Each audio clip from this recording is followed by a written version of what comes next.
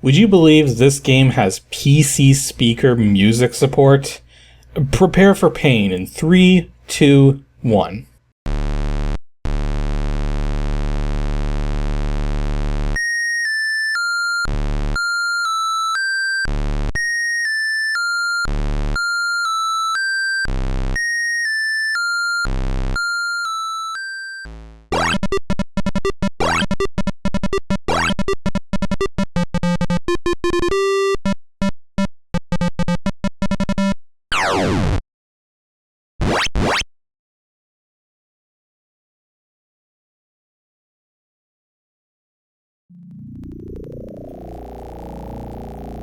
Dune, the building of a dynasty.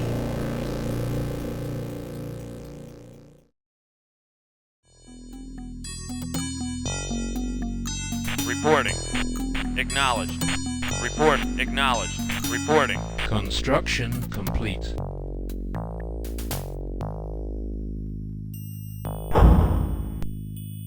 Yes, sir. Moving out.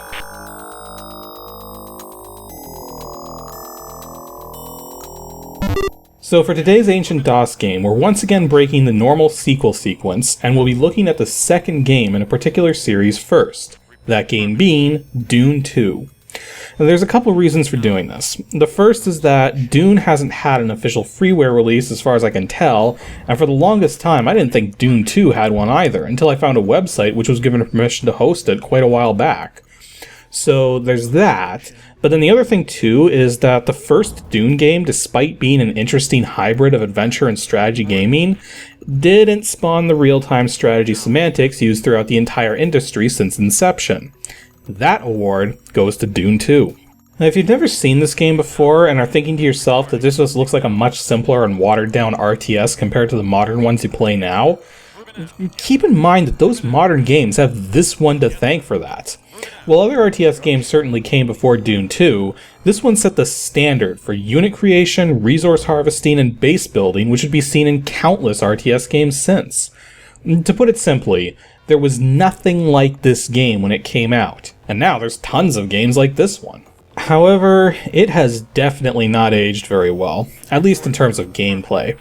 I mean, it's still playable for certain, but numerous bugs, even when patched, along with a lack of user-friendliness features introduced in the first Command & Conquer game, make this tricky to play, not helped by the ruthless difficulty of the AI when fought using common-sense tactics. And I say it that way because the AI is actually incredibly rudimentary, and by taking advantage of its shortcomings, you can breeze through this game much more easily. But if you play it the way it's meant to be played, it's a much more challenging and brutally difficult experience. Reporting. Dune II was created by Westwood Studios and published by Virgin Interactive around the end of 1992, contrary to anything Wikipedia might tell you. At least at the time of my making this video. The thing is, the original Dune was released sometime around May of 92, also published through Virgin. Thus, there's no way Dune 2 would have come out prior to that. Not to mention the file dates on version 1.0 of Dune 2 indicate a late 92 release. It's a one-player real-time strategy game, which runs in an MCGA 320x200 256 color graphics mode and supports a slightly unusual array of sound devices. Well, I may not look it from the game stats, but it supports both the AdLib and the AdLib Gold, plus supposedly supports the Tandy 3-voice chipset, which was pretty much obsolete by this point, though I couldn't get it working, so maybe this game only thinks it supports it and it actually doesn't. Or maybe the freeware release is just lacking the appropriate sound data. We may never know. Until someone clues me in and I update my website. It does happen from time to time. Anyways, as for its current release date, the game was made freeware quite a number of years ago, but the thing is, this freeware release was made exclusive to just one website, which has been hiding away in the deep recesses of the internet. The completely free software website at www.completelyfreesoftware.com. Now, this website looks like something out of the early days of the internet. Because it kinda is, as it's been around since 1996, and that kind of explains why it's been lost amongst the countless other game archive sites out there nowadays. But despite its age, it is still maintained, and the Dune 2 download is indeed still available from them. So, that's the simplest method of getting the game if you just want to play it. For the collectors amongst you, this is a fairly tricky game to get physical copies of, but they're not outrageously priced when you do, with typical prices for a fully boxed copy ranging from $20 to $40. And keep in mind though that the game came out on a few systems, like the Sega Genesis and Amiga computers, and the subtitle of the game is different depending on the region the game was intended for. North American releases, excluding the Genesis version, have the subtitle The Building of a Dynasty, whereas European releases, as well as the North American Genesis release, have the subtitle The Battle for Arrakis. The game also came bundled with the commemorative edition of Command & Conquer, which is typically found for similar prices. One last thing to keep in mind though, when you get a physical copy, make sure it comes with the manual, as those versions of the game have manual-based copy protection. The planet Arrakis, known as Dune.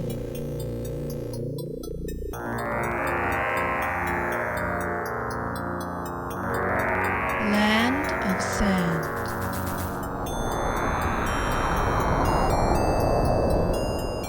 Home of the spice melange. The spice controls the empire. And if the name of this game, along with the mentioning of spice in the episode quote, conjured up thoughts of an old 80s sci-fi movie of the same name, then yes, this game is a part of that same series. Dune actually started life as a science fiction novel written by Frank Herbert and published in 1965. The plot takes place thousands of years in the future and is mostly a combination of political intrigue, deception, and military guile, but it all revolves around a very special substance known as spice melange, found only on a single planet known to mankind, planet Arrakis. Spice melange itself is able to prolong life and heighten mental abilities to extreme levels. Without the spice to aid in navigation, traversing the galaxy at faster than light speeds would be incredibly dangerous, practically impossible. And one of the intrigue points of the original story is the Emperor's lust for power and control and his willingness to manipulate the various houses, established throughout known space, in order to maintain that power. This is translated into the game as the Emperor has decided to award possession of planet Arrakis to whichever house is able to produce the most spice. But this is actually a veiled attempt to weaken all the competing houses as they compete with each other on a military level, thus allowing the Emperor to maintain his position of dominance and power over the planet. Now, you can choose from one of 3 different houses to play as when you start the game: House Atreides, House Ordos, or House Harkonnen. No matter which side you choose though, the progression through the game's story is pretty much the same, with the Emperor lending aid to the other sides to prevent your house from rising in dominance. Your battle for Dune begins now.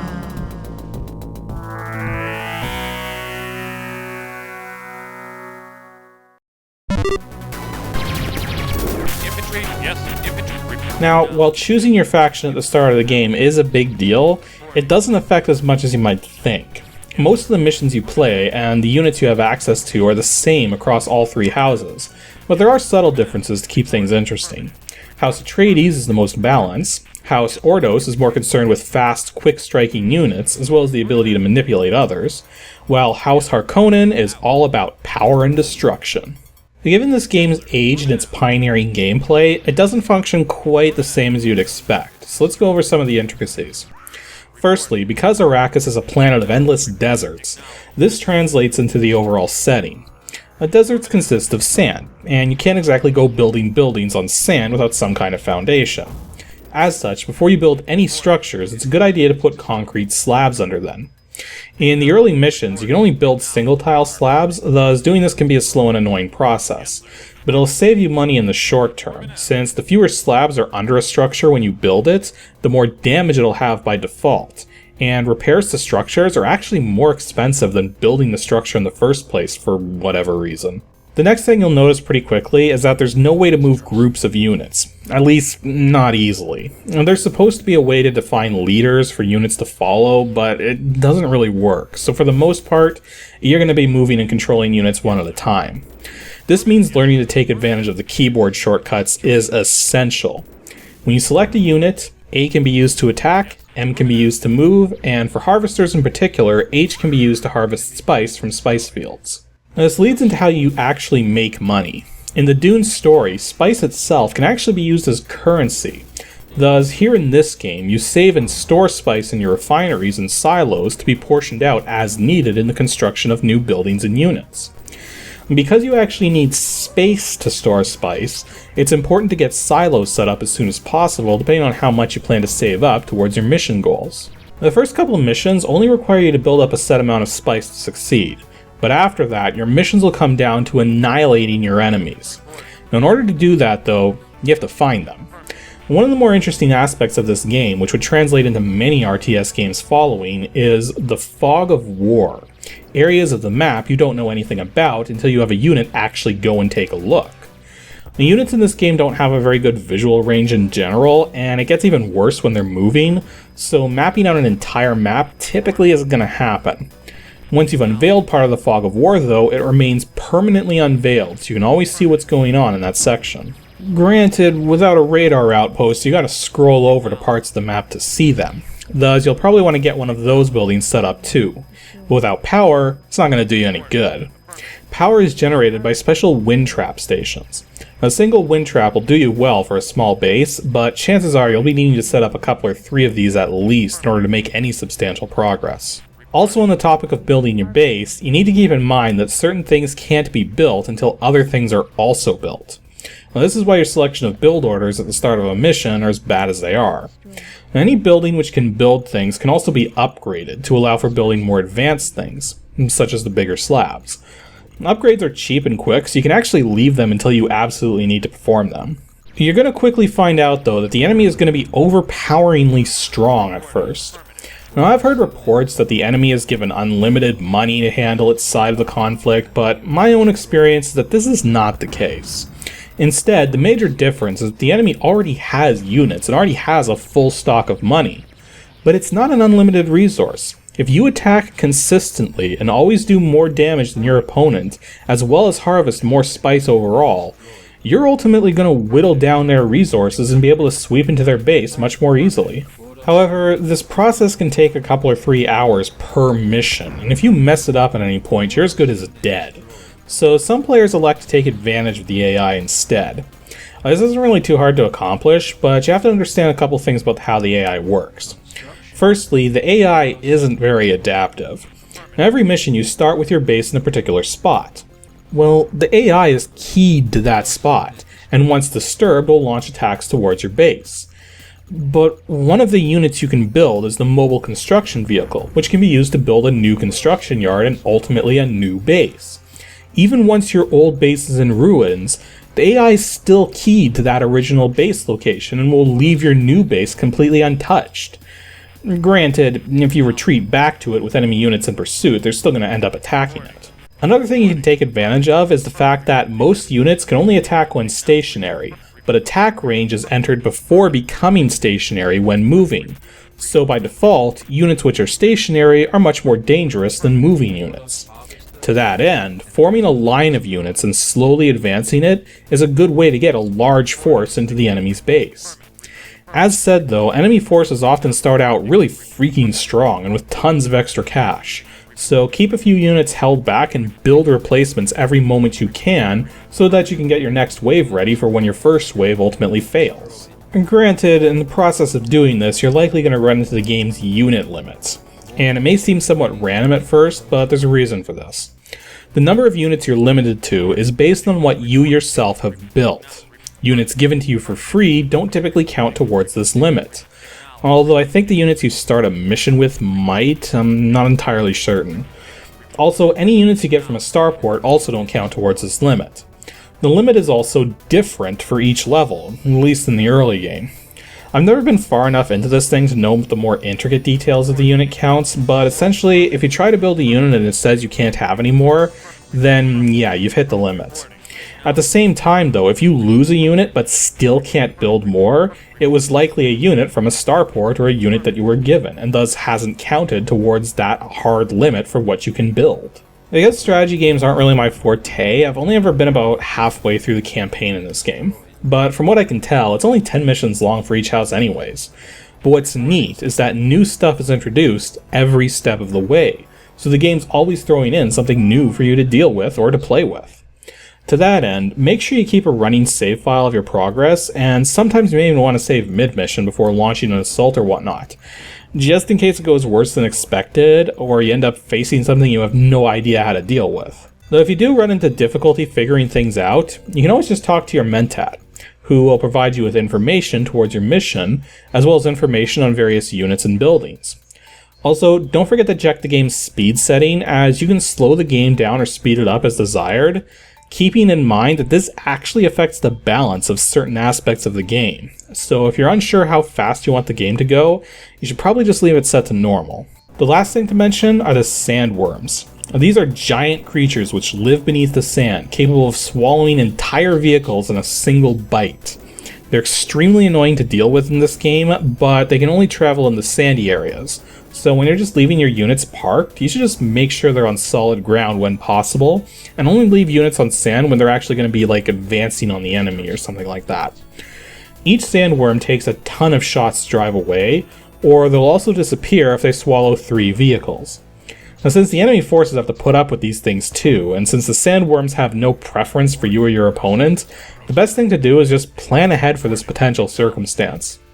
Sandworms are capable of eating harvesters though, which can be really annoying in the early missions before you have the ability to easily build more of them.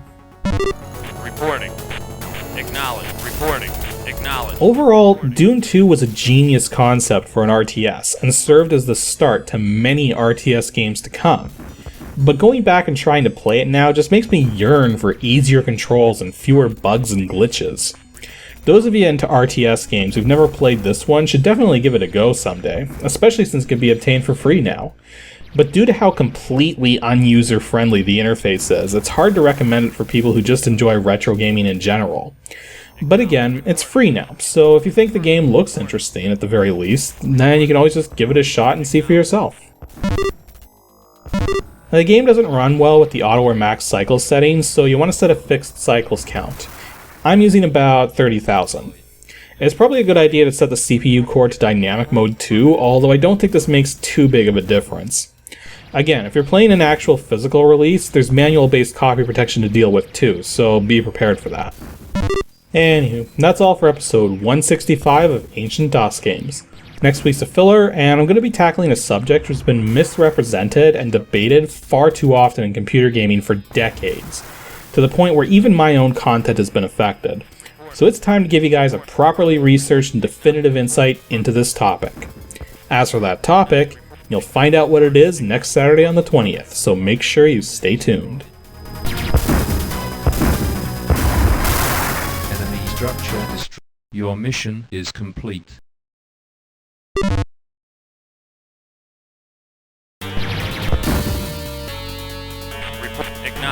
Affirmative. Reporting. Affirmative.